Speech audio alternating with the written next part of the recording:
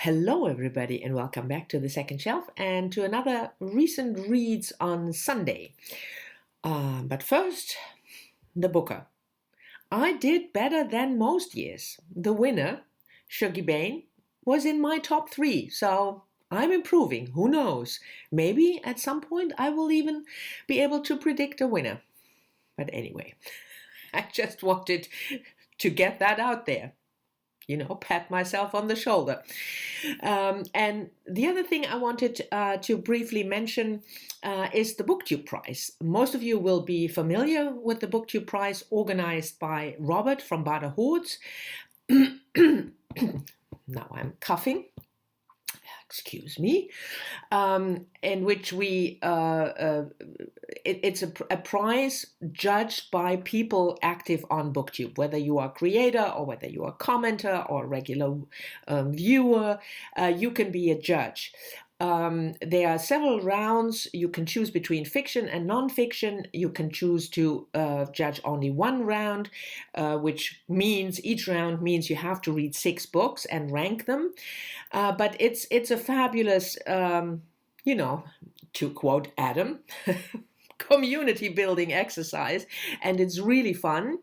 And if you want to be a judge, I will leave a link to Robert's call for judges video down below, and there's also a link to a form. The only thing you have to commit to is that you will be a judge for at least one round. That's all you have to commit to right now. So if you are interested in being a judge for a really fabulous prize organized by BookTube, please go check out the call for judges video and fill in the form. So, 2 public service announcement, but let's get to the books. This is called a recent reads on Sunday, but there are 2 books that I just realized when preparing for this video that I read in October, the second half of October. I finished them and I never talked about them, so I thought I have to include that in a recent reads, even though it's not really that recent. And the first one is a classic, Charlotte Bronte's Villette, first published in 1853, and it was her last novel. Oh, and by the way, another public service announcement, the camera is grainy today. I don't know why. I tried to, fix it, but I couldn't, so we just have to roll with it, me being grainy for a change. Anyway, this was a buddy read for Victober with Nicola, who used to have a channel, Robotnik. She is not active on BookTube anymore, but she's still active on other social media, so I will leave a link to her Instagram down below. The story, it's quite a big one, so we took the whole month to read it together, and it's the story about Lucy Snow, a young English woman, kind of sort of impoverished, some tragedy in her past, and all that leads to her going to Belgium to a little town called Villette and becoming a teacher at the school there. The parts about being a teacher are highly autobiographical because Charlotte Bronte indeed taught at a girls' school. And then we get her involvement in the school. There are various other characters. There are some love interests. There is this Dr. John, that various people, including Lucy, are interested in. And there is a fellow teacher, Monsieur Paul, Emmanuel, with whom Lucy develops a friendship slowly, because in the beginning, they don't seem to like each other very much. One of the conflicts in the book is about religion, because Lucy, coming from England, is obviously a Protestant, and most people in Belgium, especially Monsieur Paul, are Catholics. It was not my favorite Bronte, I have to admit. I thought some of the parts were really, really good. I enjoyed the school life and the characterization of various of the young women, young women pupils. But the whole religion thing that is a big topic of the book, it just didn't really grab my interest that much. I thought there were parts that, yeah, bored me a little, dare I say that. The ending I thought was very good. So the last 20% of the book for me, made it that I didn't dislike it, but it's not going to be my favorite Charlotte Bronte. And the second book that is not a recent reads, but a book that I finished in October, is a nonfiction read, and that is Lab Girl by Hope Jahren, first published in 2016. Now, this book has made the rounds a lot since publication date, so 4 years ago, and I always meant to read it, and for some reason, you know how it goes, I didn't get around to it. But thankfully, Heidi from My Reading Life gifted this to me as a birthday present in July. So I finally had a copy, and then it still took a while until October, and I really, really enjoyed it. Hope Jahren is a scientist. She is a paleobiologist, which means she researches the development of plants, especially trees, how trees became the way they are. And that's at least my non-scientific interpretation of being a paleobiologist. And this book is part memoir, chronicling Hope Jaren's life from childhood when she developed an interest in science. Her father was a science teacher, her studies to become a scientist, and then being a scientist with her own laboratory. It also shows the difficulties of, for instance, funding, the difficulties of being a female scientist in this quite male-dominated world. So we get this memoir really engagingly told, also field trips and how they dig in the dirt, her relationship with her long-term scientific collaborator. So that is wonderful in and by itself. And in between these autobiographical memoir chapters, she includes chapters about plants. She talks, especially trees, she talks about certain aspects of trees. Those chapters are not very long. Probably she didn't want to scare off non-science readers, but they are just love letters to her profession and to plants. So I'm definitely now part of the BookTube chorus telling you this is a fabulous book if you're interested in natural science, and you should absolutely read it. The next 3 books are actually recent reads, books that I finished recently. And the first one is a book by an Australian author, Heather Rose, The Museum of Modern Love, first published in 2016, and the book won the Stella Prize in 2017. The Stella Prize, if you're not familiar, is an Australian book prize exclusively for female authors, fiction and nonfiction. Heather Rose it's not her first book. She published literary fiction and also children's books, but I have never read her. So this was my first experience with Heather Rose. The book is centering around the artist Marina Abramovich, who in 2010 did a performance piece in the MoMA, the Museum of Modern Arts.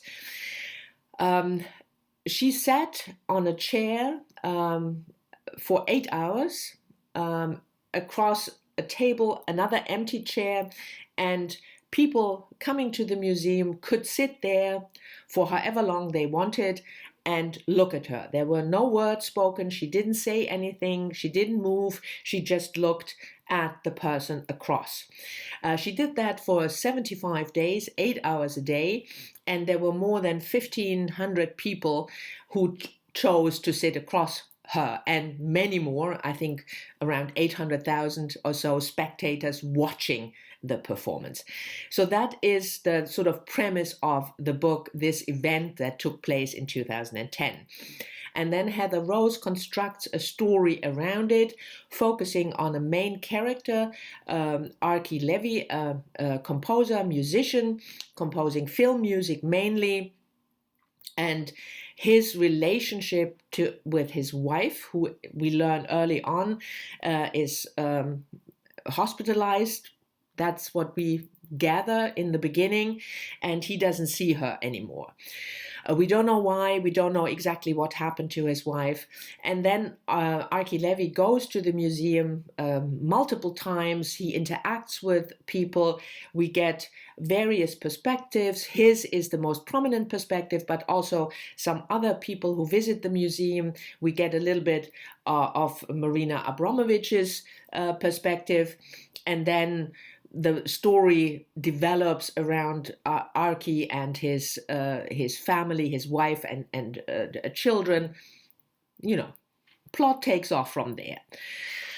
I liked some parts of it. I have to say, not all of them. Unfortunately, I didn't really think the story around Archie and his wife and children, that was just not something that I gelled with really well. The sort of male perspective, that I didn't find that interesting. So it was